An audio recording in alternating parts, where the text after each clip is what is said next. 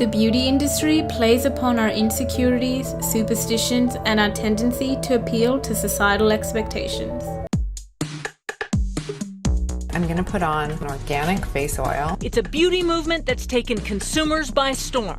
Known as the clean beauty trend, companies that say they're attempting to use fewer chemicals and more eco-friendly ingredients in their products. The idea behind clean beauty is something that is not going to be toxic, that's not going to harm your skin, that can help your skin.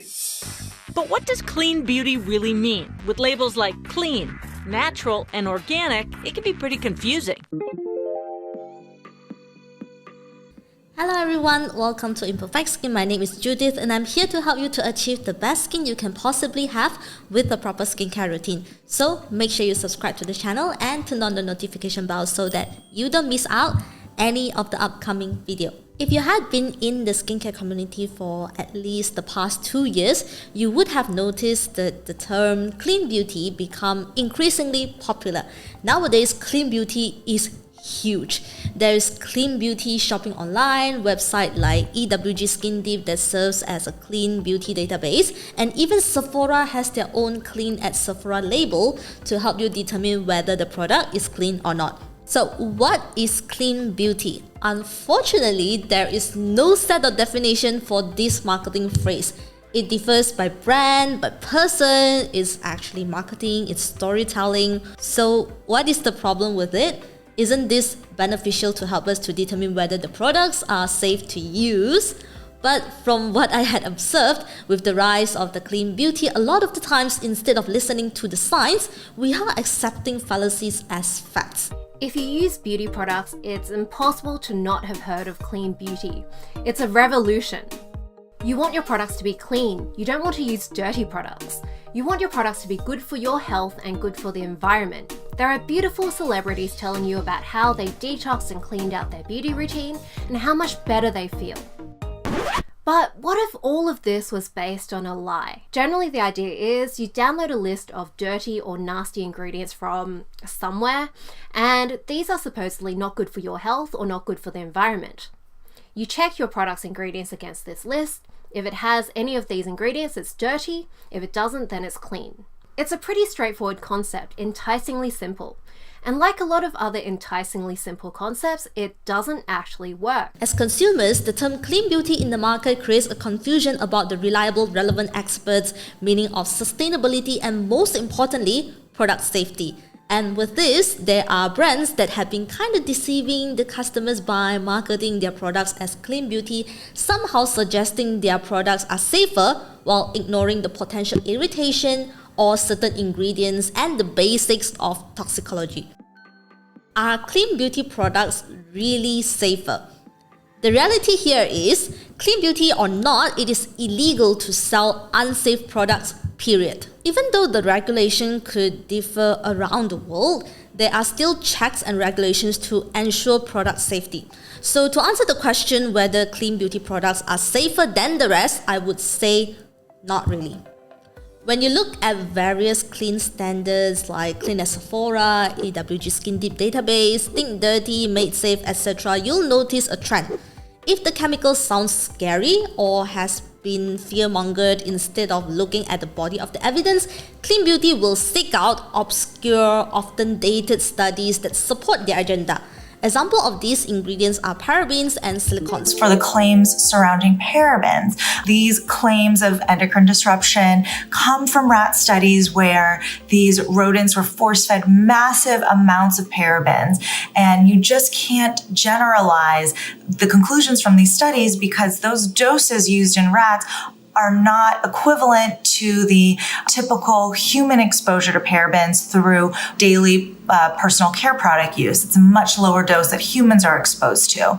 Yes, these studies are important to do, and they are a data point to guide studies of safeties in humans, but there has been no data over decades of paraben use that show that parabens cause harm to humans at the doses that we use it in. So again, dose matters. These brands just take these results of these studies completely out of context and out of proportion. It's important to realize that the brands that are demonizing ingredients like silicones and mineral oil have actually been used by dermatologists and prescribed by dermatologists for so long now. Why? Because number one, they've been shown to be effective in treating so many different skin concerns.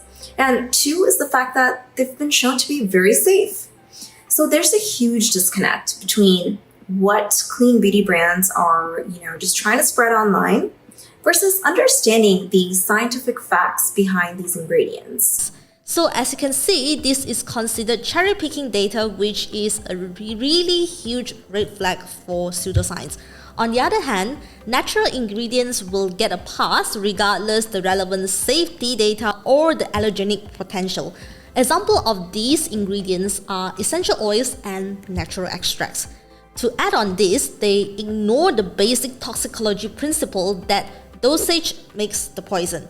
Like, would you survive inhaling some steam like the evaporate water? Well, yes, right?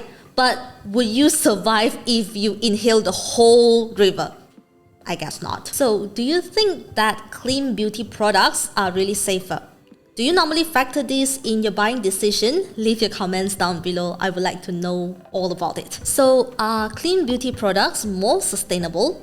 Well, clean beauty often associate with natural or organic ingredients.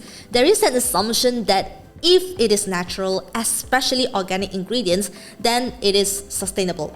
This is definitely not true. The reality is that being natural or organic tells us nothing about an ingredient's safety or sustainability. Producing these ingredients can actually be hugely resource intensive. So even though clean beauty often demonizes synthetic ingredients, but sometimes synthetic is a more sustainable choice. While ultimately, whether it is natural or synthetic, whether it is more sustainable, it had to be judged on a case-by-case basis. So the easiest way to have a more sustainable skincare routine, just buy less, use less, waste less, regardless of if the products are clean or not. And also, if a product has a shorter shelf life due to a less robust preservative system, the product wastage should be considered as well. Now, what are the other issues arise from clean beauty movement? There is a claim I often notice from clean beauty movement, which is cosmetics are not regulated. Well, yes, there is always room for improvement for product regulation, but to claim that cosmetics are not regulated, this is not accurate. Underlying this movement is a culture of unnecessary self-blame. So people feel enormous guilt when something bad happens to them or someone they know. For example, they get cancer or another type of sickness. Many people who are just worried. People are worried about their skincare product and they think that what they are using really contains toxic ingredients and then they are basically taking a risk by using them. All this build-up of fears is of course definitely due to lots of brands that are basically playing with all this fear-mongering. There is a perception that you can significantly impact these things by positive energy and buying clean, but in fact, cancer and sickness are entirely out of our control. Other than this, clean beauty also opened up an opportunity for some brands to mark up the price of their products, even though some may not really have any additional benefits. I've also noticed with clean beauty comes a bigger price, a higher markup within the price, because people do have this idea again that it's something special and that there's been a lot more effort put into this and it's something like purer and fresher and better for you, so people are willing to pay more money for it. So I think it also leaves a lot of people out who don't necessarily have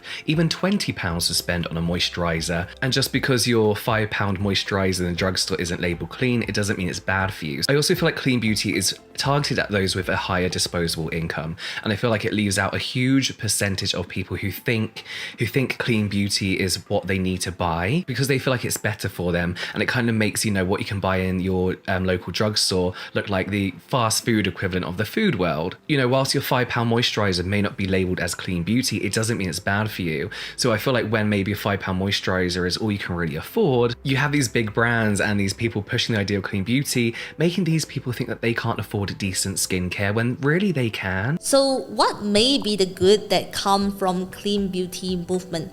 Clean beauty sort of encourage public to take a closer look at the ingredient list, whether it is for the correct reason or not.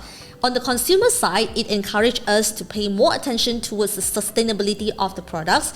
It also encouraged brands to be more aware on their ingredient sourcing due to the market demands, especially seeing how clean beauty had become so huge right now. Personally, of course, with my biochemistry background, I am definitely more biased towards the science community's perspective towards the clean beauty.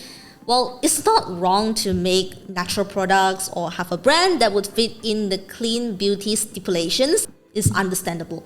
But when you label your brand as clean, you imply to customers that other products are dirty. This marketing strategy trains people not to trust science, encourages conspiratorial thinking around the regulations, and it betrays trust across the whole industry. Even though there are some issues related to fear-mongering or self-blame directly or indirectly caused by the clean beauty movement, I of course cannot deny that there are some good that came out of it. I would think that whether it is clean beauty or not, we should all focus on our skin health. Just do what's best on our skin, do our own research on the products, instead of just blindly trusting the claims of the products by the brand itself. So what is your concept of clean beauty? Do you support clean beauty or are you really against it? Let me know what do you think in the comments down below. And if you like this video, please give it a thumbs up and don't forget to subscribe to the channel and turn on the notification bell so that you don't miss out any of the upcoming video. I'll see you guys in the next one. Bye!